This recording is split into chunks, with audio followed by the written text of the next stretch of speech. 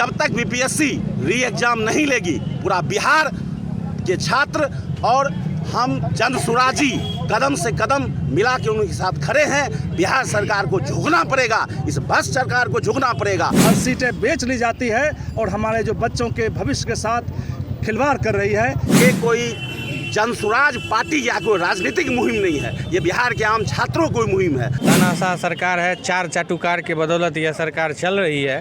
तो जो वो निर्देश देते हैं वही मुख्यमंत्री करते हैं। मतलब भाजपा जो है कहती है स्वच्छ भारत बनाएंगे, तो क्या प्रशांत किशोर जी शौच करने के लिए ये तानाशाहों की सरकार नहीं चलेगी, नहीं चलेगी। नीतीश कुमार शर्म करो। बिहार के युवाओं के साथ, उनके भविष्य के साथ वो खड़े हुए हैं। बीपीएससी में जो हजारों करोड़ का घोटाला हुआ है, उनके खिलाफ जो ये आंदोलन है, उसमें हम सभी लोग ये मशाल जुलूस लेकर के पूरे बिहार में हर जगह घूम रहे हैं और लोगों को ये बता रहे हैं कि हमारी जो सरकार अभी चल रही है, एनडीए की सरकार कितनी भ्रष्ट है, कितना भ्रष्टाचार फैला हुआ है।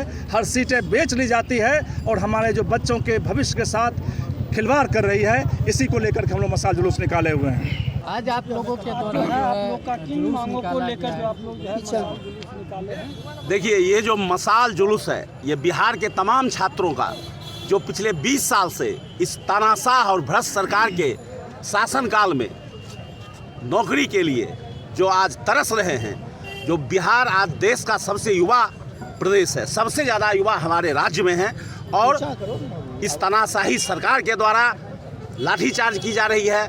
तमाम बीपीएससी के छात्रों पर जो ये किया गया है, इसके विरोध में, और खासकर हमारे प्रणेता प्रशांत किशोर ने जो सत्याग्रह किया, आज उस गांधी की याद दिलाई जिस गांधी ने इस देश की आज़ादी में सत्याग्रह किया था। आज भी मैं आपको बताऊं कि ये कोई जनसुराज पार्टी या कोई राजनीतिक मुहिम नहीं है, ये बिहार के आम छात्रों की मुहिम है। और मैं आपके माध्यम से बिहार के तमाम छात्रों को ये भरोसा देता हूं, अपने प्रणेता के तरफ से भी, कि जब तक बीपीएससी री एग्ज़ाम नहीं लेगी, पूरा बिहार के छात्र और हम जनसुराजी कदम से कदम मिला के उनके साथ खड़े हैं। बिहार सरकार को झुकना पड़ेगा, इस भ्रष्ट सरकार को झुकना पड़ेगा। पिछले 20 सालों में जो एनडीए की सरकार, नीतीश कुमार की जो सरकार रही है, तमाम जो सरकारी पदों पे जो बहाली हुई, या तो पेपर लीक किए गए या पदाधिकारियों के भ्रष्टाचार के द्वारा सारा सीट को भरे गए।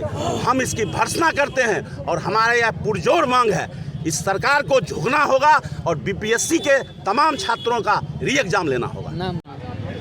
बताइए, आज जो है लगभग कितना दिन हो गया है प्रशांत किशोर जी को जो अनशन पर बैठे हुए? लगभग वो 2 तारीख के ही बैठे हैं, आज 8 तारीख हो गया है। अभी उनका तबीयत बहुत खराब है, जिसकी वजह से जो है वो अभी हॉस्पिटल में है। तो क्या कुछ कहिएगा ये जुलूस को लेकर? आपने जो बेगूसराय, जो कि दिनकर की धरती मानी जाती है, क्या कुछ कहिएगा जुलूस को लेकर? हम तो यही कहना चाहते हैं कि ये नीतीश कुमार जी को वो युवा के भविष्य के साथ इतना खिलवाड़ मत कीजिए।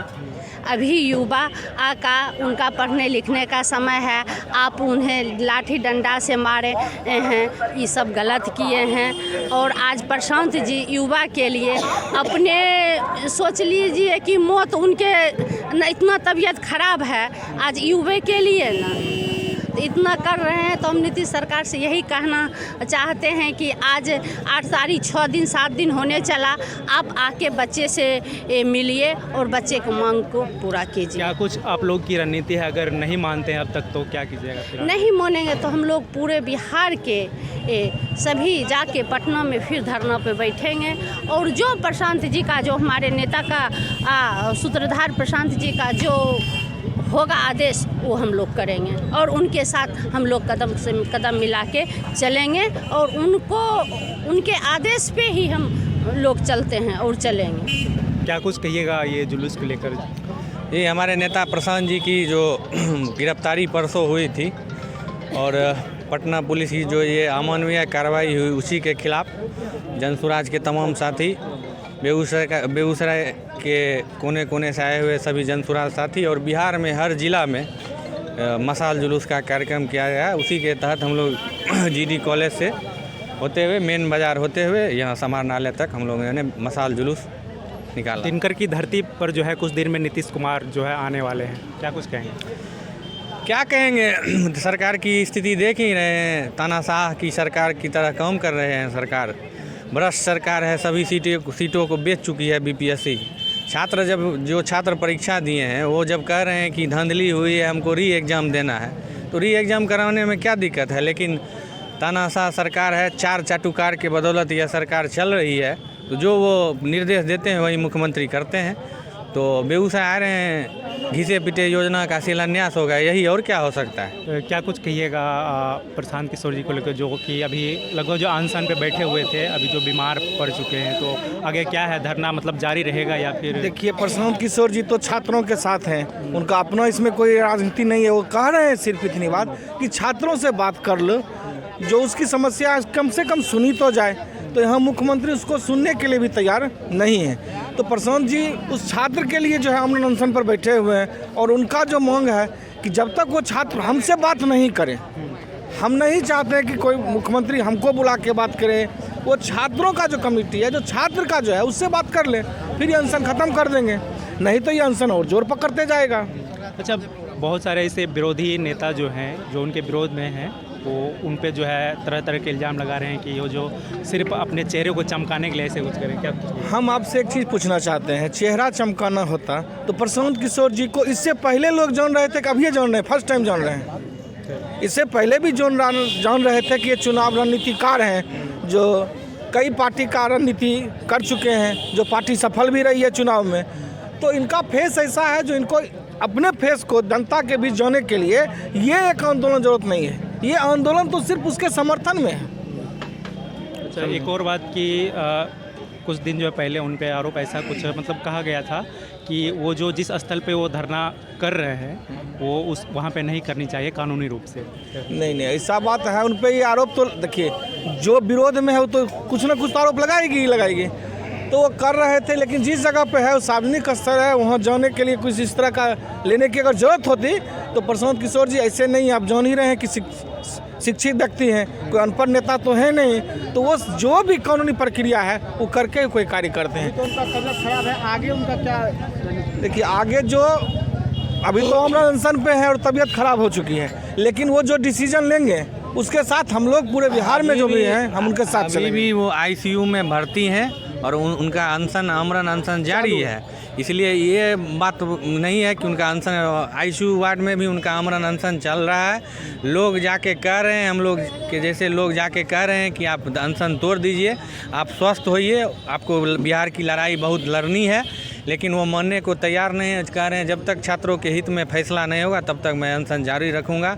आज कल शाम तक तो उनकी पत्नी भी हॉस्पिटल पहुंच चुकी है। सभी लोग आग्रह कर रहे हैं, लेकिन उन्होंने मना कर दिया है अपना अनशन तोड़ने। अच्छा, बेगूसराय की धरती से आप क्या कहना चाहते हैं? बिल्कुल, हमारे नेता के साथ हम लोग तन मन धन से जुड़े हुए हैं और एक पैर पे हम लोग खड़ा हैं। जहां हम लोग को खोजेंगे, लगातार हम लोग धरना अनशन में थे ही।